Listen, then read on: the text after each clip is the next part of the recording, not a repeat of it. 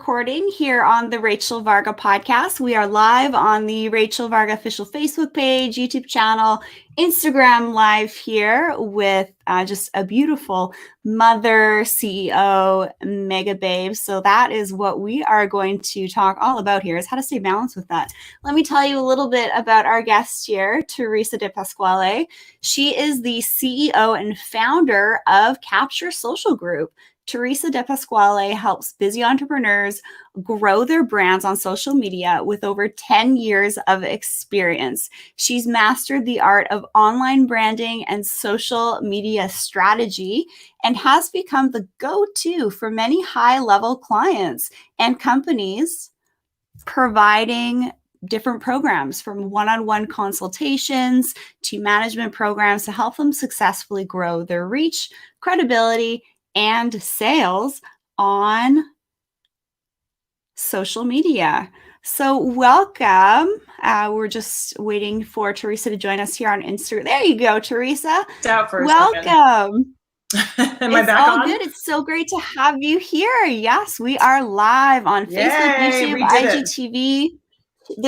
This is what happens when we got two Megababe CEO boss babes in the house. We figure this tech stuff out. So welcome so much, Theresa, for joining us here on the show. And how's your day going so far? And then we'll get into some questions I have for you. What's going on? Going great. Hectic as usual. So we are great. We're actually finishing up a mold remediation at my house. So it's been a little crazy here. I'm adding construction super to my resume. Wow. Yeah. So for any of you who don't know who Theresa is, she has a history of being a pro card winner, bikini fitness model. You've run gyms. Right now you have, the Social Butterfly social networking group. And I remember the first time I met you, Theresa, I was just really taken back. And I don't often get taken back by individuals, but I just looked at you. You're larger than life. I mean, how tall are you? You're like Amazonian. Yeah, I'm 5'10" and with heels probably like 6'2". And you have this, and you just have this presence about you. So I just want to commend you on that, you look after yourself. I want to take some notes out of your playbook. So let's get into it. What are your morning routines? That's a really good question. I've actually talked about this before in an Instagram post because I have something that I call my magic morning. It's my routine. And so basically this is kind of like my sacred time because, as busy professionals, entrepreneurs, we are getting pulled in 1,000 different directions. My schedule is jam-packed with calls, interviews, things like that all day. And so what I do is I don't open my schedule till 10 a.m. every day because that allows me to do my workout, do my training, my cardio, infrared sauna, meditate, like all of the self-care things to make sure that I get that in before my day starts. Because if I don't do that, it's very easy to just kind of have that go out the window. So that's something I've done for probably the last 4 or 5 years. That's been integral to being able to balance everything and keep my health and juggle everything that I juggle. Yeah. And actually, I heard you say this, I think it was sometime last year, that you don't take calls before 10 a.m. And girl, I took a play out of your playbook. And when I started doing that, I have never looked back. And one of the reasons I like doing that is because it just allows you to land. You know how sometimes you wake up and you're just like, oh my gosh, I feel like I've hit the floor with my feet running. And I feel like I'm on just like this rat race. And it does allow us to ground and really carve out that self-care time. So what tips would you give people that are moms, CEOs, working from home, maybe not working from home, just like to maybe incrementally start to carve out their morning routine? What tips would I give them? I think it's the most important appointment that you'll book. And so I actually just had this talk with my husband because he's getting busier now. And I hear from him all the time that he doesn't have time. And I'm like, you are in control of your schedule. So the first thing is you have to block off that time and make it a absolutely do not book. Like there's 0 exceptions in my book for that time because I've been, if you follow me, you probably see that I've been through over the past couple of years some health challenges. And honestly, I think the only reason I've been able to sustain my business and to bounce back the way that I do is because of the importance that I put on my health and self-care. For example, I don't know, a couple years ago, I think it was like 2018, 19. Have you heard of like the cavitations in the teeth? I had to have a big cavitation surgery. I ended up getting really sick, chronic fatigue, all of that. And I was still able to like function through all of that simply because of every day I'm doing all the biohacking things. I got my red light, I got my supplements. I'm really big with supplementation, obviously eating whole foods. Meditation has been huge. In fact, I actually recently started doing Joe Dispenza's meditations. Are you familiar? I spent a whole day with him. He's freaking fantastic. The mornings I do my Joe Dispenza meditation, I kid you not, it's just like synchronicities happen, flow states. It's actually pretty wild. Yeah, it's a really good way to get centered because I think, I don't know about you, but when I wake up, my phone's pinging all the time already. And so it's kind of like, okay, stop, do the meditation, get centered, get in the right frequency, right, in the right energy. And then everything that you need to do kind of just like works itself out. So that's been really big for me. I've been doing a lot of his meditations. I'm actually going to his retreat, his 7-day intensive. So that should be fun. I'm really excited about that. But yeah, I mean, I can't underscore the importance, if you are a professional entrepreneur, someone that's busy, of really carving the time out to take care of yourself. Because if you want to talk about productivity, I work less now and I'm more productive than I've ever been because of how I function. I probably get more done, and this isn't a brag. It's just the reality of like how I used to be versus how I am now, because I've made this switch. I get more done in 5 hours because my reality as a mom is when 2:30 calls stop and I go pick up my kids and I'm a mom in the evening. I don't work all night.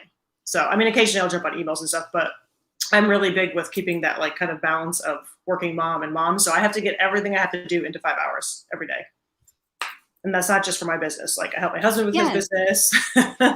So it's a lot. Yeah, and let's just kind of zero in on how we look after ourselves as women and self-care. So as you know, my jam is the skin. It's radiance, it's beauty, it's promoting collagen, helping to reduce things like acne, melasma, brown spots, skin sensitivities through my work at rachelvarga.ca. If we haven't yet connected, book a call with me. I would love to help you out. Use promo code podcast15. But I'm curious, what do some of your kind of self-care skin routines look like? I always love just taking notes from just glorious Amazonian babes like yourself. Thank you. You're making me blush. So my self-care routine is great. My skincare could probably use some help. We need to link up. I am just getting I'm just getting better about it. Obviously I eat extremely healthy. So I think that has really helped the look of my skin, because I think that skin health starts from the inside. So we've really been working on like healing my gut. Actually, my physician is Dr. Gabriella, and she's incredible. And she's helped me. We found out that I had parasites and I was living in mold. And so we kind of like handled all of that. And so that's really helped my gut health, which has helped my skin health. But as far as the routine, honestly, I'm super basic. Like I like to just wash my face, and this is going to sound so funny. I have been using olive oil on my skin for the past like 6 years. And apparently you're pulling the J-Lo. Did you see that J-Lo apparently she took a page from my book, because apparently, I'm totally kidding, by the way. She came out with her J-Lo Beauty. That was olive oil, and I was dying. I'm like, oh my God, my husband makes fun of me all the time. But I keep it pretty basic. I use like super natural products. I don't like to put a lot of stuff on my face. So I'm very basic. Let me tell you a funny story about the whole J-Lo debacle saying she doesn't do Botox. I do have a YouTube video on this, so please go to the Rachel Varga official YouTube page, and I will definitely get you in the loop with that. But what you need to know about J-Lo coming out and saying she doesn't do Botox, I freaking called this. This was a PR stunt to launch her new skincare brand. Yeah. And the crazy thing is that people were doing pre-orders before actually on the website they listed the ingredients. So we have a lot of these people that just don't care about what they're putting on their skin, on their bodies. They'll just go with what a celebrity endorses. You have to do what's right for you. And when it comes to nutrition and air quality and things like that, I mean, we've had Naveen Jain on here. We've had Hypo Air on the show here. All of those things are really important if you want to have great skin. So I really wanted to thank you for bringing that up. That's a really key point. But yes, as we age, we do need some anti-aging assistance. So when you're younger, sometimes you can get away with the olive oil, the coconut oil, but as we age, our skin does need more sophisticated products and focus with giving clinical results that are clean and free of parabens, sulfates, artificial dyes, fragrances, and not tested on animals, but we want results from. So Theresa, I'm going to send you the link for a one-on-one and we will talk. You're going to help. SOS. Okay. So what I would love to do you have anything to add to that? Yes. No, I agree. I mean, I'm not saying what I do. All right. So what's your evening routine? What does this look like? My evening routine, it changes. It's funny because if you look at my Instagram bio, I have taxi cab driver on there because we are all over the place. I have 2 kids, 10 and 13, and they play sports. So we are like nonstop. My son's competitive soccer, my daughter's basketball. So it's like every day we are going somewhere else. So oftentimes it's just like homework, dinner, sports, and then I come home and unwind. I really don't have like a special sacred routine or anything. My mornings are really my sacred time. Mm-hmm. Yeah, I'd say that my evenings are my sacred time. I sometimes, more often than not, I have been known to be in the bathtub for a good 1 or 2 hours. Are you soaking? So I'll draw myself a bath. I'll put like, heck yeah, I am. I'm going to lay it all out right here what I do. So I have my red light therapy, my Juve light on my plant stems. Yeah, definitely have about 1 to 2 cups of unscented Epsom salts, just pure Epsom salts, because you don't want the fragrance that's added to it. Get the cheap stuff from the gardening supply. Use the one that horses use, whatever, that's fine. And then I'll put in some of my favorite locally made pineapple body oil. And I love to shave my legs with it. And then once you get out of the tub, you're just hydrated head to toe. My husband loves it, if you know what I mean. And then I'll also put some essential oils in there, like lavender. Sometimes I'll do some clary sage. And that's my evening routine. I'll light a candle and I'll just take that time. And I track with my Aura Ring, my sleep. And when I do the magnesium soaks at bedtime, I always sleep better. Yeah. So I recommend incorporating that. That's a goal.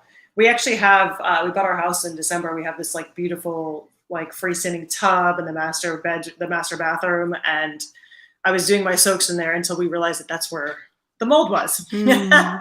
So I thought I was doing all these, healthy habits at night, but I'm really looking forward to getting back to that. It's completely being renovated right now. We had to tear the whole thing out. Oh, wow. Yeah. That's a big work. That's a big job. But then you have, the bathroom, how you want it to be and all of that good stuff. But yeah, carve out time for your morning, for your evening routine. I mean, Theresa is a highly successful CEO, mother. Really, we need to listen to this, what successful people are doing to look good, crush life, and also maintain a home life.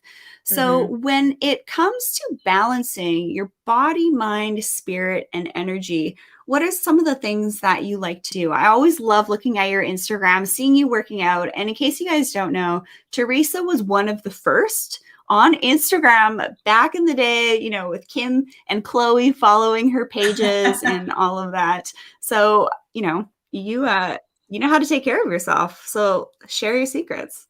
Yeah, that was back when I was doing fitness stuff. It seems like a long time ago.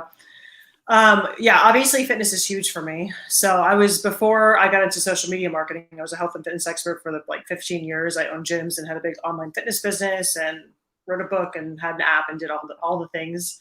But even though I'm not doing that now, it's still obviously a huge part of my life. My husband calls me a hamster. So he says literally my exercise is my sanity. I have to exercise every day because I'm so high strung. So I pretty much work out every day, whether it's some type of weightlifting or outdoor cardio or some form of functional movement, mobility. But it's funny that you mentioned the Juve because that's part of my magic morning routine as well. I have an infrared sauna, but I also use the Juve light. So I'm really big with all the biohacking stuff as well. So I just do mine in the morning, not the evening, because evening is crazy with kids.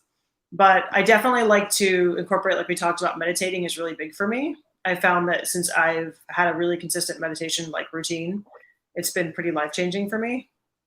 And if anyone's listening on here and you have a difficult time meditating, you have to find the one that's right for you. For me personally, I did not do well with meditations until I started Joe Dispenza's meditations, and now I'm in there. In fact, yesterday I was in there for 45 minutes and it felt like 5 minutes. I was literally came out and I was like, wow. So that works really well for me. But I think something that's really important for me too is I'm just at a point in my life where I don't kill myself over things. So say that I want to have a launch or do something, but something comes up with the kids or, you know what I mean? Like, I know I don't stress about a specific timeline because I know that whenever I launch, it's going to be the right time. The universe always has my back. So I don't stress or I don't sweat the small things like a lot of business owners do, you know, like I run my business really differently. And that just helps to take a lot of the stress off of me because then I'm not constantly like running myself ragged, trying to get things done at 4 a.m., you know, because it's a specific time launch. I'm like, I'm not doing that. If I'm going to have a business, it's going to be on my terms and it's going to be on my timeline. So that's helped me a lot with balance. I think that's great. And how do you keep your energy levels up? Like so many moms say, oh, I don't have time to exercise. And you guys light up the comment section. Any questions you guys have, we're going to take some questions live at the end of the call here. But what energizes you? And do you hear so many people that are busy moms and CEOs saying they don't have time to exercise? Is that like the biggest pitfall people can make in regards to their energy? I think I think there's a lot of things. I think exercise is huge. I think sleep is extremely important. I do not mess with my sleep. Like I do not like to get less than 8 hours a night. Some nights occasionally, like if I'm being super clean, super good, I'm not drinking wine or doing anything, I can get like 7.5 and I'm functioning optimally. But honestly, like sleep is a very big priority for me. So I'm in bed at 10 o'clock. I get up at 6:30 pretty much every day. I think that's a major factor when it comes to energy is just making sure that you have really, you know, but also when you look at sleep, you have to look at some of the things like circadian rhythms. So I try not to eat late at night. I try to not eat after like 6, 7 o'clock latest so that I have that kind of like intermittent fasting window because it actually helps regulate, they're called clock genes. I'm sure you know about all this, that helps with your sleep and all that. So I'm pretty big with that. Like I do a lot of intermittent fasting. So typically I'll have my dinner, I'll finish around 7 and I won't eat until like 11 or 12 the next day. I don't wake up and eat breakfast right away like I used to do when I used to do like hardcore fitness stuff. I feel like that's helped me a lot. So it's like kind of all the little tools in the toolbox, you know, that I use that really just help me to, you know, perform my highest. Yeah, and I used to do pretty long intermittent fasting windows of 14 to 16 hours. And now, right now, with some things going on with my health, I don't do longer than 12. Mm-hmm. I'm pretty darn dialed in as well with my nutrition. But when I actually have breakfast, whether it's like a brain smoothie or my hubby made me some nice pancakes this morning, I find that I do better. And do you tend to do better working out in the morning, would you say? I really like working out in the morning. I feel like it turns my brain on. I get the sweat. Like sweating is huge for me, detoxing. Do you tend to do better working out in the morning, Theresa? Yeah. Can you hear me? Is there like a lag? Definitely I'm a morning workout person.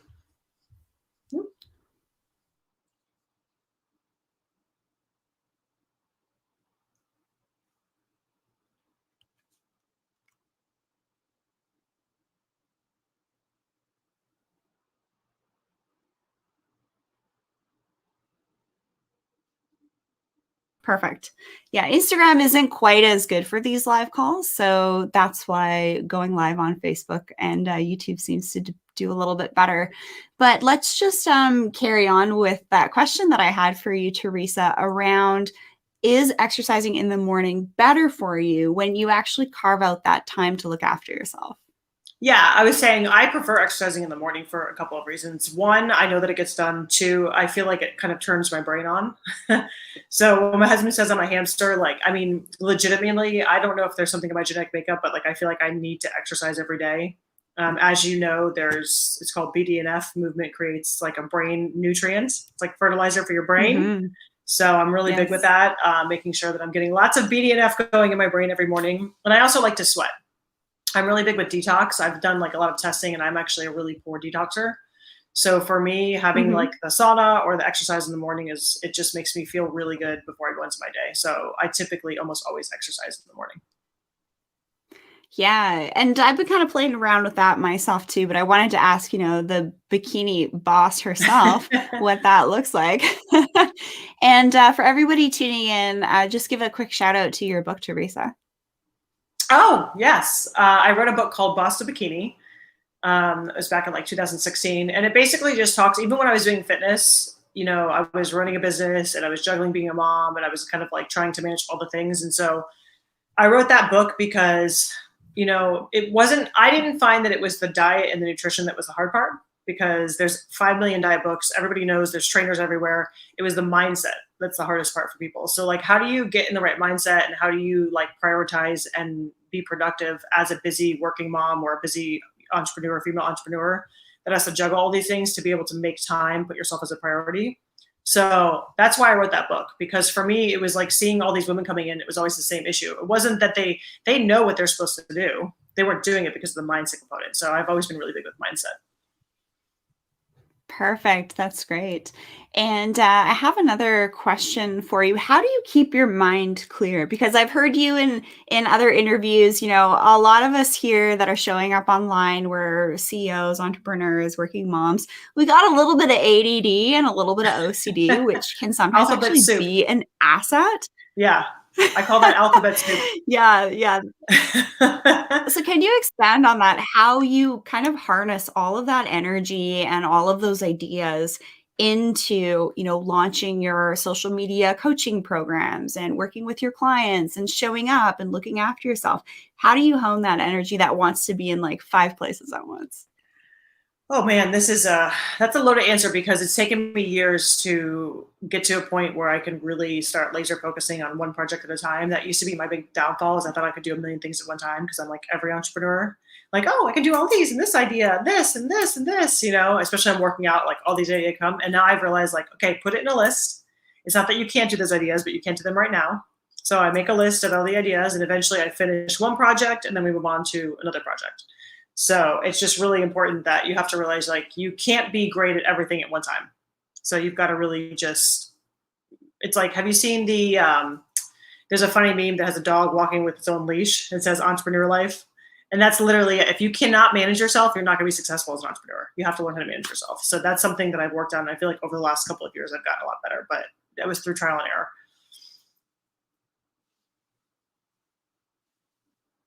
I just love how open you are about this, right? And I feel like a lot of us need to be a little bit more transparent of when we're having a hard time.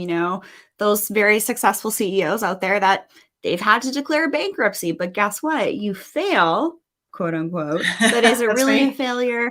Or is it just more of a stepping stone, a roadblock that you Yep. get over? And then it just makes you just even more badass and resilient. And actually, I think it enables us to take on even bigger, Yep. bigger pieces of the cake, if you will. What's your take on that? Oh, 1,000%. I mean, I've been through it myself. We owned some health clubs back when it was like my first entrepreneurial venture. And I was having babies at the time. I, had my son, and then I got pregnant with a baby, lost it. And then I got pregnant with my daughter and had a baby. And it was just a lot to manage, and it just became overwhelming. And I ended up getting sick back then. It was too stressful. So we ended up closing one, selling the other one. And then we were like, personally guaranteed for everything. So we had to bankrupt the entire business. This was whatever, I don't even know how old was my daughter, 10 years ago. And that, even though it seemed like the worst thing in my life at that time, I look back now and I'm like, I could never be where I am without all of that happening, because I learned so much through that experience that allowed me to like never make those mistakes again. I know most entrepreneurs I know more that have filed bankruptcy than that have not. It's very common when you're an entrepreneur to start businesses, and then, so I don't even think it has like a stigma like it used to. It's not even a big deal. Yeah, there's like a certain percentage of businesses that are going to make it or they're going to fail. And I mean, that kind of goes along with so many things we might try in life. Say, for Yep. example, our nutrition or a fitness Mm-hmm. plan or a skincare routine. Something doesn't work for you anymore. And then guess what? You just simply have to adapt and evolve. And that's kind of the beauty of being a human, is that we can always make these choices. And especially right now, we're at a huge choice point with humanity. You can choose to do this, you can choose to do that, and or to not do things. And that's completely the beauty of being a human and having freedom and having that freedom to choose what your life can look like. So how do you stay positive, Theresa? Because every time I see you, you're always just like this positive beacon of light / Amazonian superwoman, Megababe. Like online, I kid you not, Theresa in person is just like statuesque. I don't think I've ever come across anyone else quite like you. Thank you. And, how do you do it? How do you stay positive? I literally I tune everything out. So I'm really good at, like, I do not watch the news. I do not surround myself with anybody negative. They're out. I can't do it. Like, I'm just, I did this a long time ago because I'm a really big empath. And when I used to watch the news and do things, like, I would get really affected by things. And I was like, what am I doing? Like, this is not helping me at all. It's just making me stressed out, anxious, worried, like all of the things. So I stopped doing it years ago, even before we have, the great mainstream media that we have now, back when it wasn't so biased. But yeah, I literally have my bubble, my kind of circle of influence that I focus on, and I just stick with that. So I don't even know. I mean, it's kind of it's a catch-22 because sometimes I don't know what's going on because I keep myself in the bubble. But yeah, I just don't pay attention to it.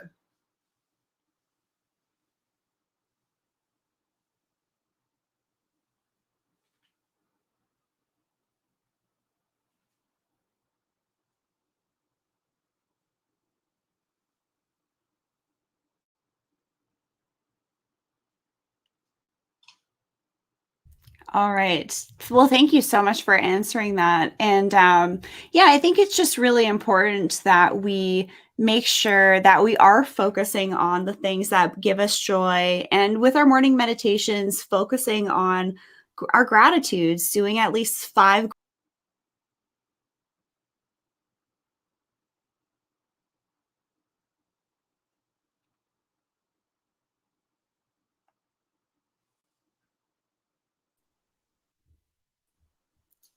And we're back. Hey. Yeah. So Gotta love technology. doing about 5 gratitudes a day. I think someone hit my router downstairs. It's probably someone doing something fantastic for me. Yeah, but speaking of that, you are a big proponent of hiring people to do things for you that is just going to make a better use of your time. And I know that you it's growing up, your father's a police officer, your mom was a quote unquote hustler. And I heard you say in an interview once that you couldn't figure out why they didn't just pay someone to clean the house, right? So explain this, because we got a lot of moms, 25% male audience here as well. What can we delegate and what are the things that we really should be doing? I'm just curious. So I am the queen of delegation. The only other person that I would say, and she's my mentor who you're going to be actually interviewing, I think after me, JJ Virgin. She's my mama bear and queen bee, my favorite person. She even pushed me more because I've always been a delegator, but she was like, no. Anything that you can delegate and pay somebody less than you make per hour, you should be delegating that off your plate and saving your time for your kind of zone of genius. So that's just how I look at it. I mean, obviously, if you're going to pay someone, you need to make sure you're productive to make up for it. You can't just pay someone and sit around. But for me, I really look at it as like, I have people that help me clean my house. I have dog walkers that help me walk my dogs. That's 30 minutes walking dogs that I could be working online. So when I tell you that I get all of my work done in 5 hours a day, that's because I'm literally working straight for 5 hours, like uninterrupted, like getting everything done. And that's how I'm able to do that, is because I delegate everything else, that takes up my busy work time that I should be handling those responsibilities. So yes. Yeah, and I'll echo that. And we also have a mutual friend, Dave Asprey. And when I interviewed him on the show, one of the questions I asked was, how do you manage all of this? Because he's got 2 kids. He has a farm. His farm is incredible. I've had the opportunity to hang out with some of his spring goats. They're so freaking cute. So cute. And, he's just like a really nice guy, has a gorgeous wife. And so he was actually relaying that he has 2 dishwashers. So he'll put the dirty dishes in one, and then the other one will be clean. So he doesn't take time to unload dirty dishes and reload. And there's just little things like that we can do to maximize our time so that we can show up and be our best versions and not burn out. And just, quick question, how do you avoid burnout with doing all the things, being a mom, being a CEO, looking hot, looking after your health? How do you not burn out? I think it goes back to just priorities, and the way that I run my business, which I told you, like, I am very different, because I run my business as a CEO. I'm the one in charge of, like, here's the marketing plan, here's when we're going to launch, here's this. And guess what? If we don't hit that, I'm not going to kill myself. I'm not going to literally stay up, like I said, till 4 a.m. to make sure that we hit this deadline or get this email out. Like, life is too short, and I've already experienced burnout. I've been there, done that, got the t-shirt. I completely burnt myself to the ground in the past. When I was doing fitness competitions, running a business, I had little toddlers, and it got really sick because I was just burning the candle at both ends, and it got me. Where did it get me? Nowhere. It passed. So I promised myself that when I started another business, I'm not going to do it that way. I'm doing it differently. And it might take a little bit longer to do things or to build it, but it's going to be on my terms. I'm going to take vacations. I'm going to spend time with my kids in the evenings. I'm not going to work all day.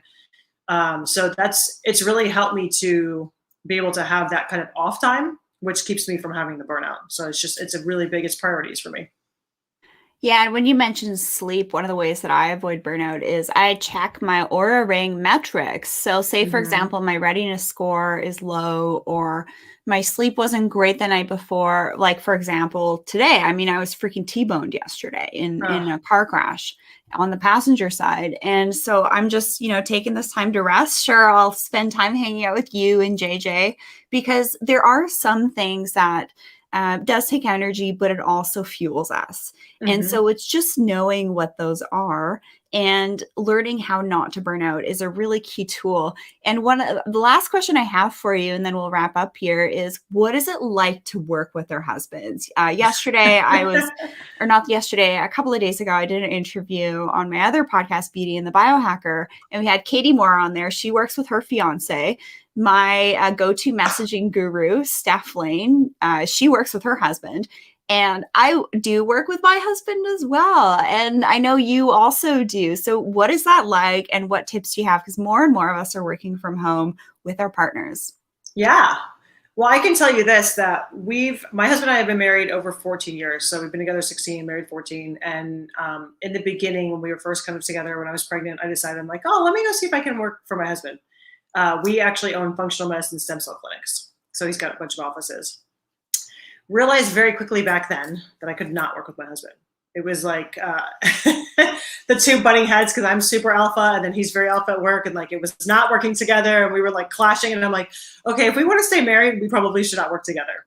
But I will tell you that we've both done so much inner work, like ridiculous amounts of inner work, dropping the ego, whether it's plant medicine, Joe Dispenza meditations, inner child work, NLP, EMDR, like all of the things, we've done it all. And because of that, we both are really different people now. So we're able to work together a lot better and communicate better.